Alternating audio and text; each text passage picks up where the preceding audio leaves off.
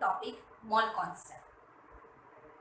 ये 11th-12th के basis पर तो इम्पोर्टेंट है ही, साथ में कॉम्पिटिटिव एग्जाम्स के बेसिस पर भी बहुत इंपॉर्टेंट टॉपिक होता है, जिसमें से कहीं ना कहीं से क्वेश्चन आपके पास जरूर पूछा जाता है।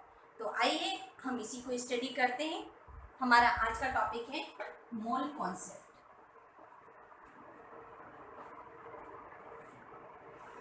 मोल को समझाने से पहले मैं आपको एक डेली टर्म से इंट्रोड्यूस कराना चाहूंगी। आप सभी को मालूम है डजन, ठीक है ना। हमें मालूम है कि 1 डजन इक्वल्स टू कितना होता है 12। अब ये 12 कुछ भी हो सकता है, जिसको भी मैं बोलूँगी, पेन, पेंसिल, बुक, बॉटल और anything else like tomato, orange, pineapple, watermelon, कुछ भी। यदि मैंने 1 डजन बोला तो 1 डजन दैट मीन्स वो 12 ही आएगा। उसके साइज पर डिपेंड नहीं करेगा कि छोटा साइज है तो ज़्यादा आएगा या बड़ा साइज है तो कम आएगा। 1 डजन दैट मीन्स 12 आएगा, ठीक है ना। उसी तरह से 1 मोल भी एक फिक्स क्वांटिटी होती है। 1 मोल इक्वल्स टू होता है 6.022 into 10 to the power 23 particles. जिस तरह से हम 1 डजन इक्वल्स टू बोलते हैं 12 आर्टिकल्स, और वो आर्टिकल कुछ भी हो सकता है, उसी तरह से 1 मोल इक्वल्स टू इतने पार्टिकल्स। और ये पार्टिकल्स क्या होते हैं? एटम्स, मॉलिक्यूल्स और आयंस, कुछ भी हो सकते हैं। जब भी मैं 1 मोल बोलूंगी दैट मीन्स इतने पार्टिकल की बात की जा रही है। अब जिस तरह से आप यदि उनके मास की बात करो, यदि मैंने बोला 1 डजन ऑरेंजेस, तो उन 1 डजन ऑरेंजेस का अपना कुछ मास होगा।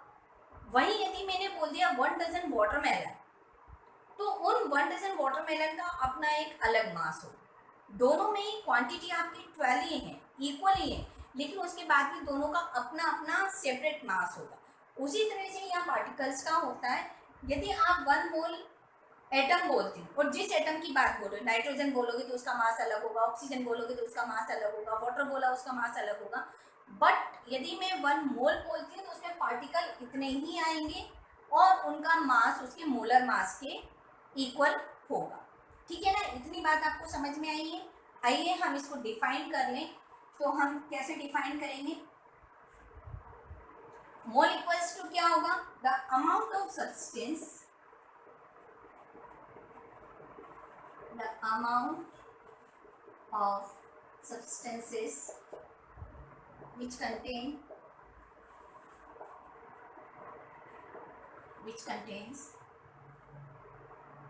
as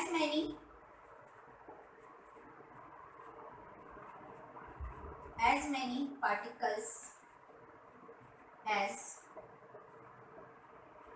present in 12 gram of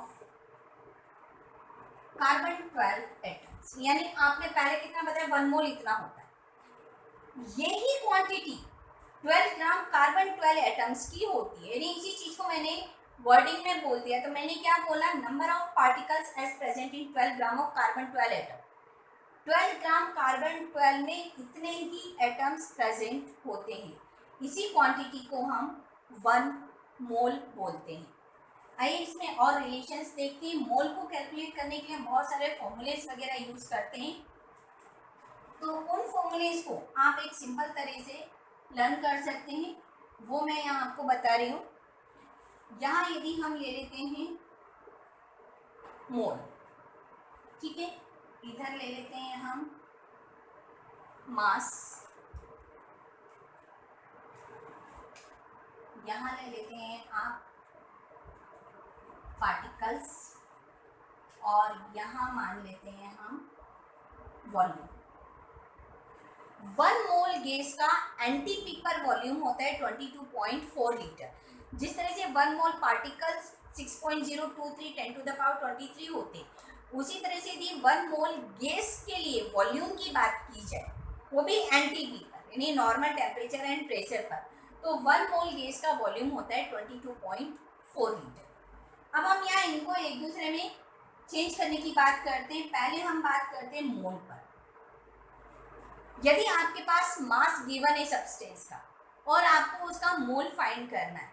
तो मास गिवन है और मोल फाइंड करना है, तो आप डिवाइड कर देते हो उसको उसके मोलर मास से। जो भी सब्सटेंस दिया हुआ है उसके गिवन मास को उसके मॉलिक्यूलर मास से डिवाइड कर देते हो। वही यदि पार्टिकल्स गिवन है, आपको कुछ पार्टिकल बोले, यदि पार्टिकल्स गिवन है तो 1 मोल में पार्टिकल कितने होते हैं? 6.022 10 टू द पावर 23। तो यदि आपके पास पार्टिकल्स गिवन है और मोल फाइंड करना है तो आप 6.022 10 टू द पावर 23 से इसको डिवाइड कर देते हो। वही यदि आपके पास वॉल्यूम दिया है एनटीपी पर, तो आप इसको डिवाइड करोगे 22.4 लीटर वॉल्यूम टाइम में एनटीपी। ठीक है, अब यदि इसके रिवर्स आना है, आपको मोल गिवन है और मास फाइंड करना है, तो आप सेम इसको कर दोगे आप मल्टीप्लाई। वही मोल है और पार्टिकल फाइंड करना है, तो जिससे आपने मल्टीप्लाई किया था, डिवाइड किया था, उसी से आप मल्टीप्लाई कर दोगे।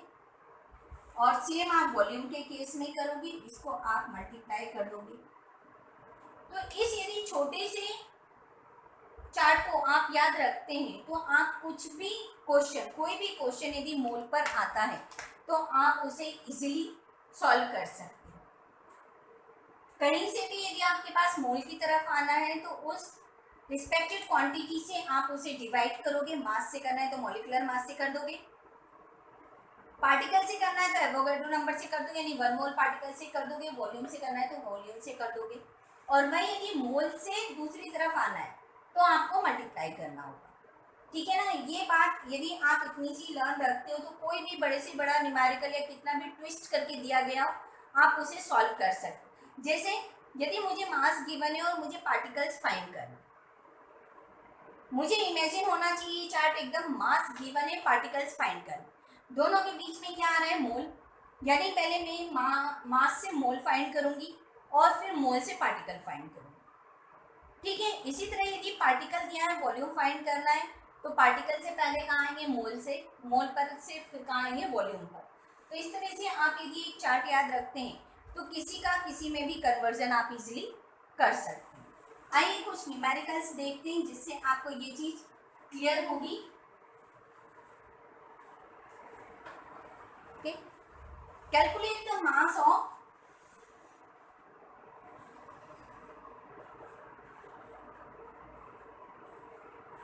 calculate the mass of 2.5 mole of hydrochloric acid। ठीक है, calculate the mass of 2.5 mole of hydrochloric acid. हम इसे सॉल्व करें, हमें मास फाइंड करना है, किसका? Mass of hydrochloric acid find out करना है। और आपके पास क्या दिया है? मोल ऑफ HCl दिया है, कितना? 2.5। ठीक है, अब क्या दिया है आपके पास? मास फाइंड करना है, मोल गिवन। याद करिए, यहाँ मास है, यहाँ मोल है, मोल से मास पर आना, मोल से मास पर आना, यानी क्या करना है? मल्टीप्लाई। मल्टीप्लाई किससे करना है? Molar mass. तो मोलर मास किसका होगा? HCl का। तो HCl का मोलर मास कितना होता है? ये आपने कैलकुलेट किया, कितना है? 36.5। तो अब आप निकाल लो, mass of HCl equals to कितना आ जाएगा? Mole into molar mass. मोल कितना दिया था? 2.5। मोलर मास कितना आया? 36.5। इसे आप मल्टीप्लाई करिए, आपके पास आएगा 91.25 ग्राम HCl। ये आपका आंसर आ गया। आपने क्या अप्लाई किया? मोल इंटू मोलर मास, क्योंकि मोल गिवन था, मास आपको फाइंड आउट करना था। ठीक है, नेक्स्ट टाइप का क्वेश्चन करते हैं। ये समझ में आया आपको? क्या गिवन है, क्या फाइंड करना है, इस चीज को नोट कर लो। फॉर्मूले में किसकी रिक्वायरमेंट है उसको कैलकुलेट कर लो और वैल्यू पुट करके आप आंसर निकाल लो, बहुत ही इजी वे में आपके पास आंसर निकल आएगा। नेक्स्ट क्वेश्चन की तरफ आते हैं।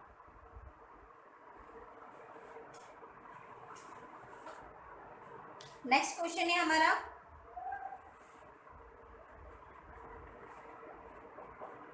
Calculate the mass of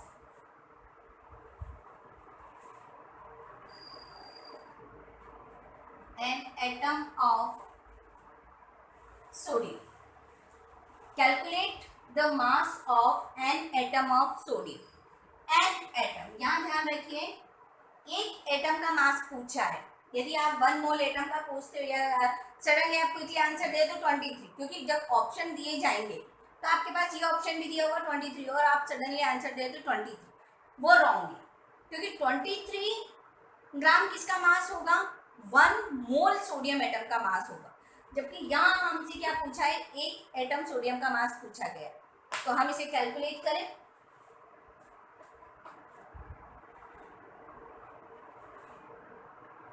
six 6.022 into 10⁻23, या आप इसकी मास की बात कर रहे हो ना, तो क्या है?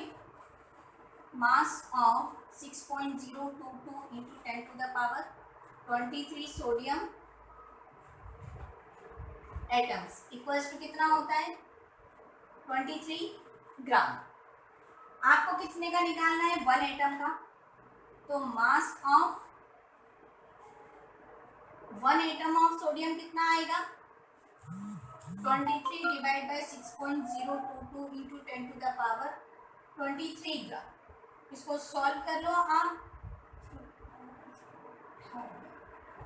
3.9 के आसपास आपके पास 3.89 के आसपास आंसर आएगा। इसको आपने डिवाइड किया और इसको ऐसा कैसा ऊपर ले जाओ, -23 gram. This is the mass of 1 sodium atom and 23 this is the mass of 1 mole of sodium atom. तो जब भी किसी भी एक एटम का निकालने को आए तो आप ध्यान रखिए कि 1 मोल एटम का जितना है उसको डिवाइड कर दीजिए 1 मोल वैल्यू से, पार्टिकल से, तो आपके पास आंसर निकल आएगा ग्राम में।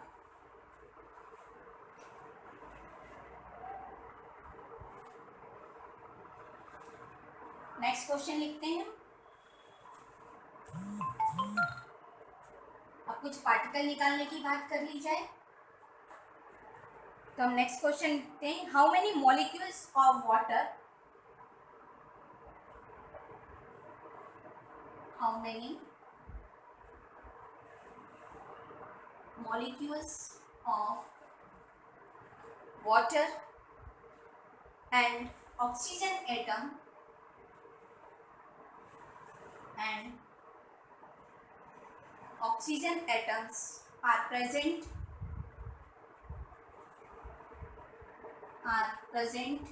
in 0.9 gram of water.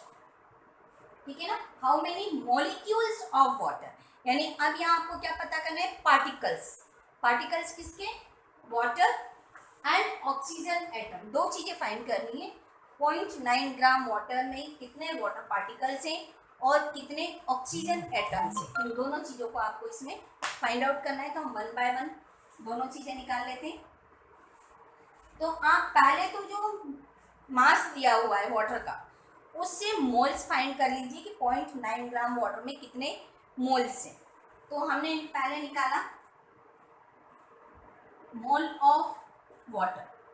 Mole of water कैसे निकलेगा? आपके पास मास गिवन है तो आपके पास होगा given mass by molecular mass. Given mass कितना है? 19, और वाटर का मॉलिक्यूलर मास आपको मालूम है कितना होता है? 18। तो ये हो गया। इसको आप सॉल्व करो, कितना आएगा? 0.05 18 5 90, 0.05 मोल वाटर मॉलिक्यूल। अब आप देखते हैं इतने में 1 मोल वाटर में कितने पार्टिकल्स होंगे? आपके पास मॉलिक्यूल्स की बात की जा रही है तो हमें मालूम है, पहले आप वाटर मॉलिक्यूल्स फाइंड कर लें। Calculate water molecules.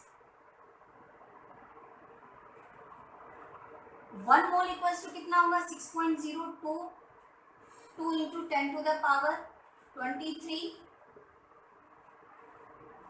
Water molecules. तो 0.05 मोल में कितना होगा?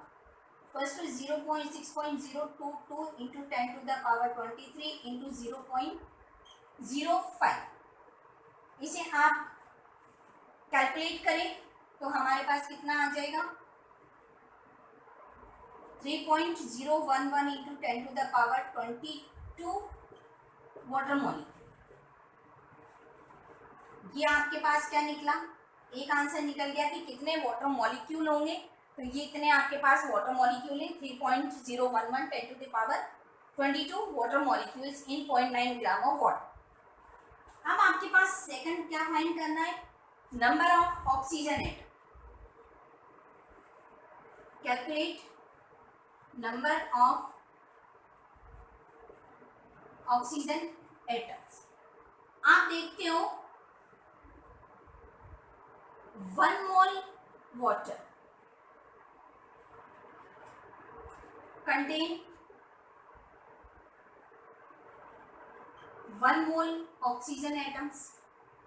ठीक है ना, 1 मोल वाटर में 1 मोल ऑक्सीजन एटम्स हैं.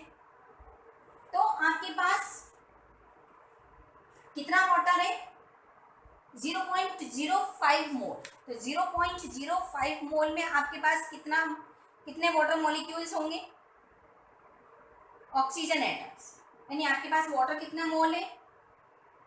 सो 3.011 इंटू 10 टू द पावर 22 या 1 मॉलिक्यूल की बात कर लो. 1 molecule of water contain 1 oxygen atom. ठीक है ना. तो 10 to the power 23 water molecules में कितना होगा? जितने वाटर मॉलिक्यूल उतना ही ऑक्सीजन. तो इसमें ऑक्सीजन में कितना हो जाएगा आपके पास 3.011 10 to the power 22 oxygen atoms. Clear है?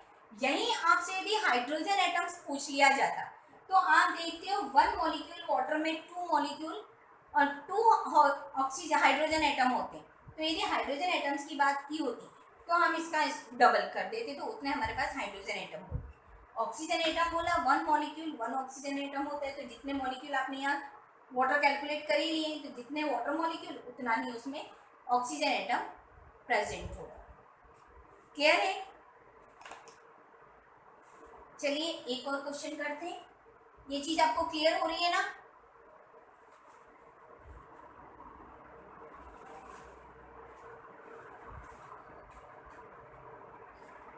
चलिए नेक्स्ट क्वेश्चन करते हैं. How many electrons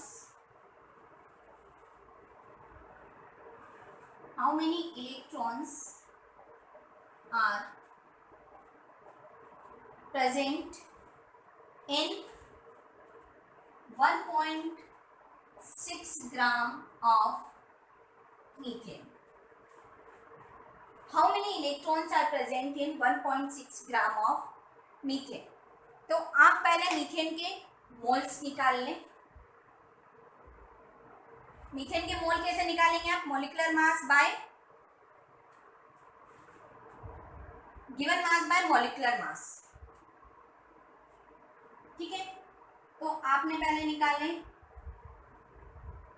mole of methane. Mole of methane कितना आएगा? Given mass by molecular mass. Molecular mass of methane कितना? 12 plus 4 16. That means mole of methane कितना हो गया? 1.6 बाय 16. इसको हम यहीं छोड़ दें. फिर आपको क्या निकालने हैं? इलेक्ट्रॉन्स. यानी आप पार्टिकल की बात करोगे. तो अब हम निकाल लें नंबर ऑफ पार्टिकल्स. तो यही आप यदि मोल से बात करते हो तो मोल इक्वल्स टू क्या होता है? गिवन पार्टिकल्स हम यहाँ बात किसकी कर रहे हैं, मीथेन की। तो पहले हम नंबर ऑफ मॉलिक्यूल्स निकाल लें। Number of molecules of methane by 6.022 10 to the power 23।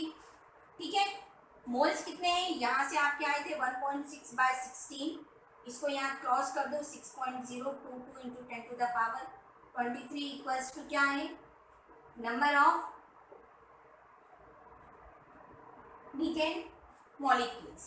ठीक है, इसे आप सॉल्व करें, ये पॉइंट हटा दें तो यहाँ 0 हो जाएगा, ये हो गया आपके पास 10, ये इधर 0 पहुंचा तो यह 6.022 इंटू 10 टू द पावर 22